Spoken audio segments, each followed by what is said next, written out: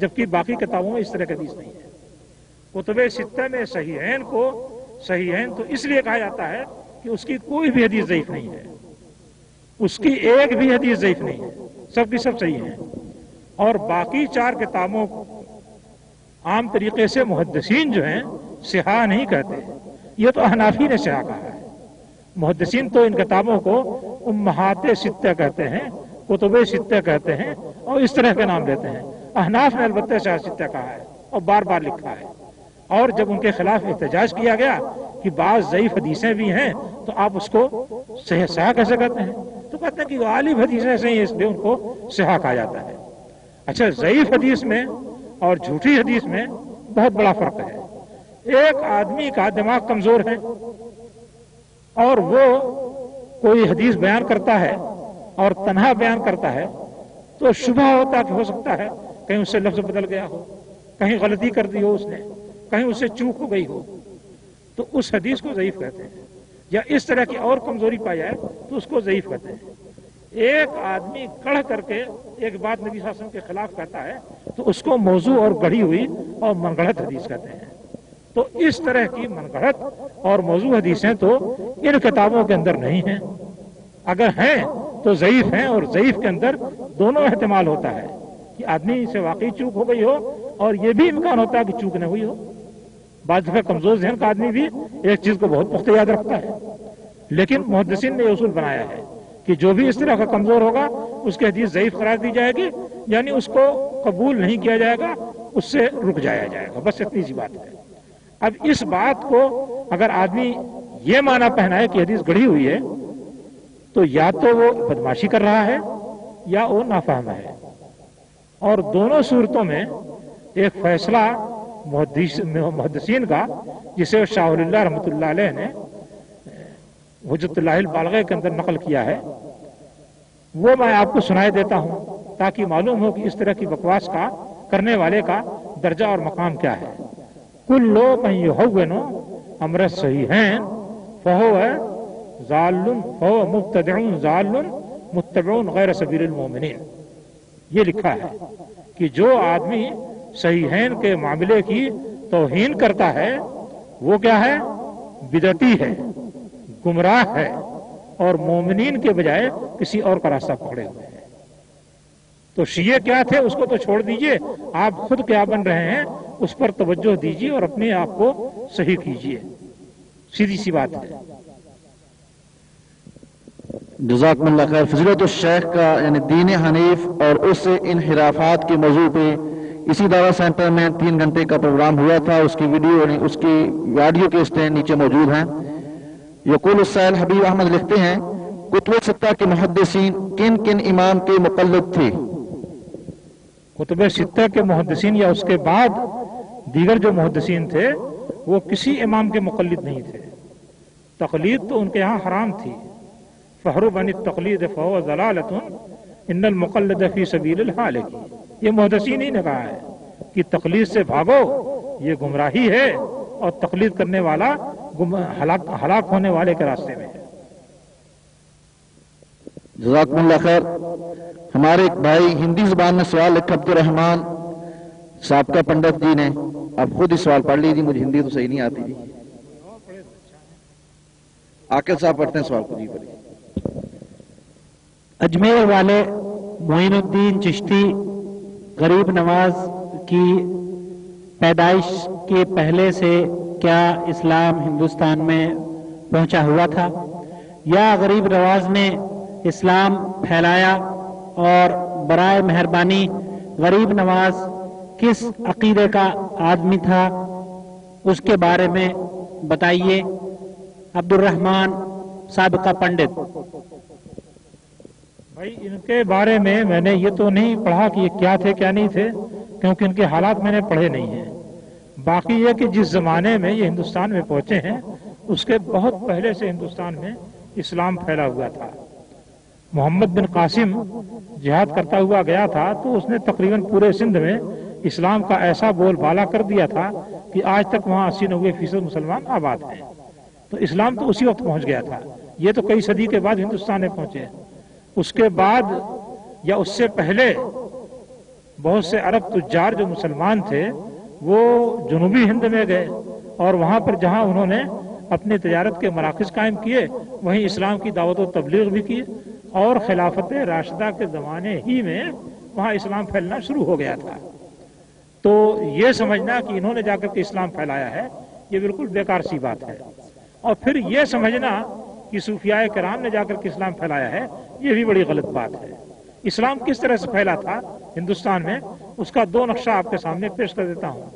محمود غزنوی نے حملے کیے ہندوستان پر، اس نے بلند شہر کو فتح کیا تو اس کے فوجوں کی فتح کو دیکھ کر کے 10,000 ہندو مسلمان ہوئے تھے، بہت بڑی تعداد اس زمانے کے لحاظ سے تھی۔ 10,000 ہندو صرف بلند شہر سے مسلمان ہوئے تھے۔ یہ ایک واقعہ ملتا ہے، اس سے اندازہ ہوتا ہے کہ فاتحین کی فتوحات سے اسلام کس طرح پھیلتا تھا۔ دوسرا واقعہ جو ہے غوری کا ہے، اس نے ہندوستان کو فتح کیا، پرتھوی راج کو شکست دی، اس کے بعد وہاں اسلام کس طریقے سے پھیلا تھا۔ اس زمانے میں جبکہ تھوڑی سی آبادی تھی 4 لاکھ ہندو مسلمان ہوئے تھے۔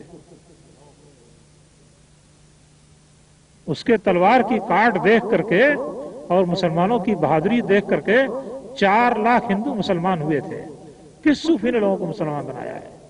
یہ تو جاتے تھے اپنے زاویے میں بیٹھ جاتے تھے، نذرانے وصول کرتے تھے اور بابا جی سے پھوپھا کرا لیا کرتے تھے آنے والے۔ انہوں نے کیا اسلام پھیلایا ہے؟ جزاکم اللہ خیر۔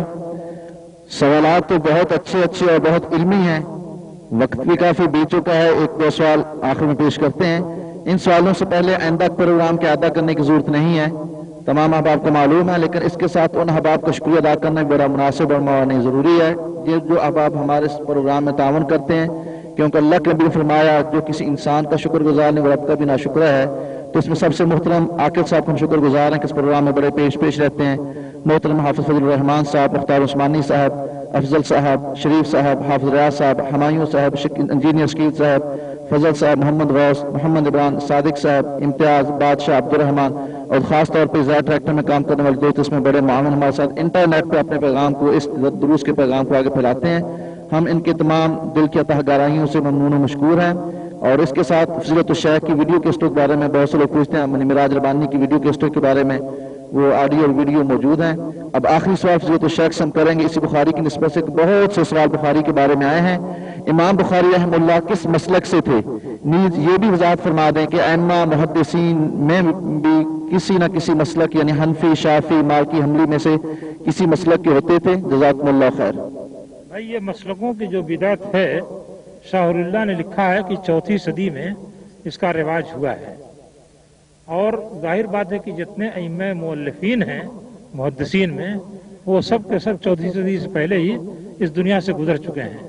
اب ظاہر بات ہے کہ وہ تقلید میں شامل ہونے کے لیے اپنی قبروں سے اٹھ کر کے نہیں آئیں گے، اور جس وقت ان کی وفات ہوئی ہے اس وقت تقلید کا کوئی رواج نہیں تھا۔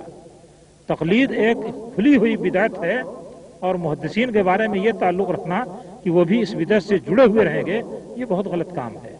محدثین اسلام کی صحیح پیروی کرتے تھے، لہذا وہ کسی ایسی غلط چیز سے نہیں جڑ سکتے تھے۔ جزاکم اللہ خیر۔ آخری سوال جی، کیا کتب ستہ کی احادیث کی کتابیں تقریباً ایک ہی زمانے میں لکھی گئیں؟ اگر ایک ہی زمانے میں لکھی گئی ہیں تو ہم کہہ سکتے ہیں کہ بخاری شریف جامع کتاب ہے یا کوئی دوسری؟ سنن ابو داؤد، آگے سوال کاٹا ہوا ہے، سیل ہے شکیل احمد۔ بھائی ایک ہی زمانے میں نہیں ہیں، کچھ آگے پیچھے ہیں، لیکن 2 صدی ہجری کے آخر سے یہ سلسلہ شروع ہوتا ہے۔ امام مالک نے البتہ اس سے پہلے لکھا ہے، اور امام احمد بن حنبل نے بھی اس سے کسی قدر پہلے لکھا ہے، لیکن وہ ایک تسلسل کے ساتھ، یعنی زمانے کے تسلسل کے ساتھ وہ لکھی گئی ہیں۔ اس وقت سے مثلا لکھی جانی شروع ہوئی تو تقریباً آدھی صدی کے اندر یا 5 صدی کے اندر وہ کتابیں لکھ کر کے تیار ہو گئی، کہ یا زیادہ زیادہ 1 صدی کے اندر کتابیں کچھ پہلے کچھ آگے لکھی گئیں اور اس طریقے سے مکمل ہو گئیں۔ تو یہ ہے ان کی تاریخ لکھی جانے کی۔ اور کیا اس سوال میں تھا؟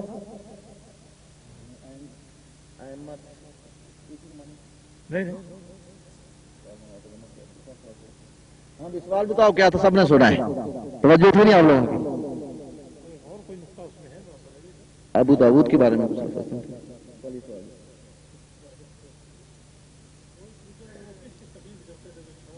پہلے ہو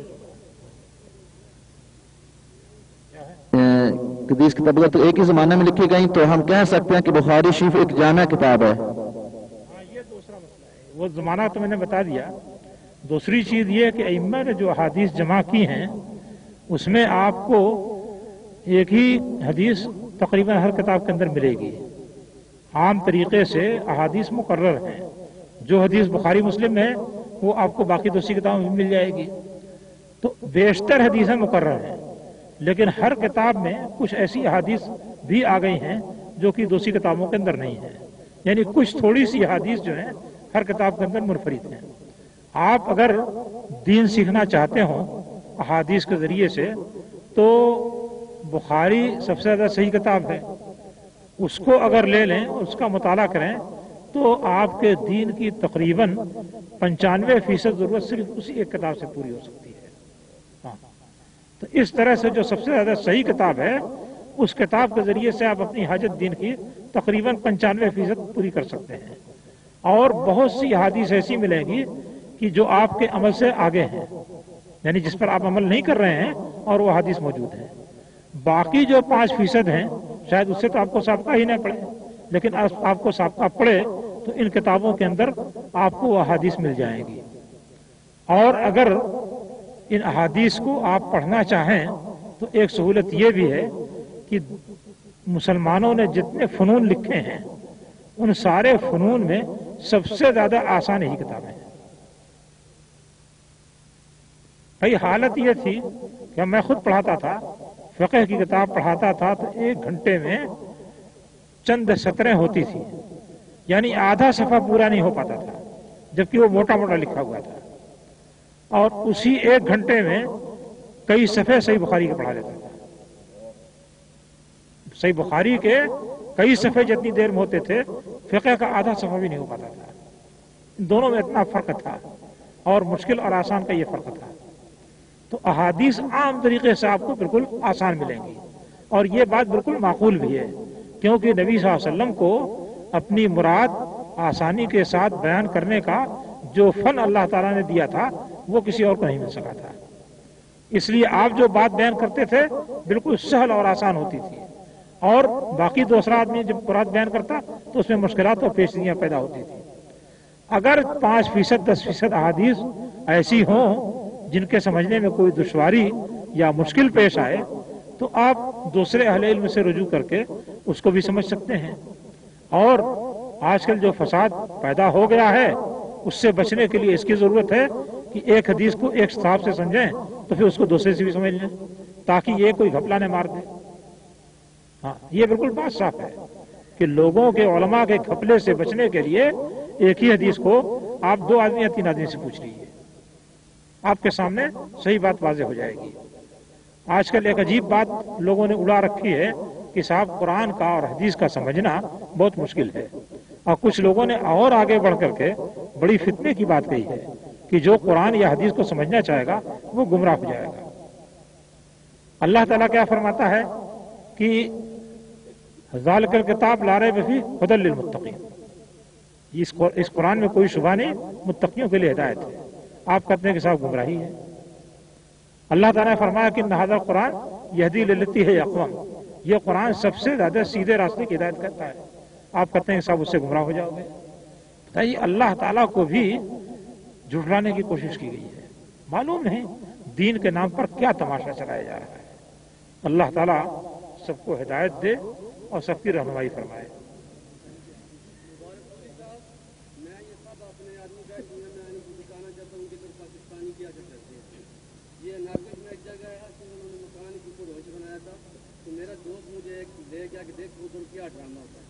میں بھی ادھر چلا گیا تو بولتا ہوں بکرا مکرا ذبح کرتے ہیں، سب کچھ کرتے ہیں. تو اوپر بہت آدمی بیٹھے ہوئے، ہم بھی ان میں شامل ہو گئے. وہ کیا کریں تو میں نے بھی مذاق کے طور پر ان میں کرنا شروع کر دیا. وہ میری طرف دیکھنے لگے کہ یہ کون سا آدمی ہے. میں نے ان سے پوچھا یہ کس کا طریقہ ہے، کیا یہ رسول کریم نے یہ طریقہ کیا ہے؟ تو بولتے ہیں کہ رسول کریم صلی اللہ علیہ وسلم جہاز میں نہیں بیٹھے، تم کیوں بیٹھتے؟ مجھے یہ وہ سوال کرتے ہیں. کتنے غلط لوگوں پر بہت آدمی اکٹھے ہوتے. پھر نماز کا بھی وقت چلا گیا. میں نے بولا کہ تم لوگوں نے نماز نہیں پڑھی. مجھے ایک میرا دوست لے گیا, بہت بڑا اوپر یہ چھت کا بلڈنگ کے اوپر, بہت پاکستانی بیٹھے تھے. تو مجھے بہت شرمندگی, میں نے دیکھا کہ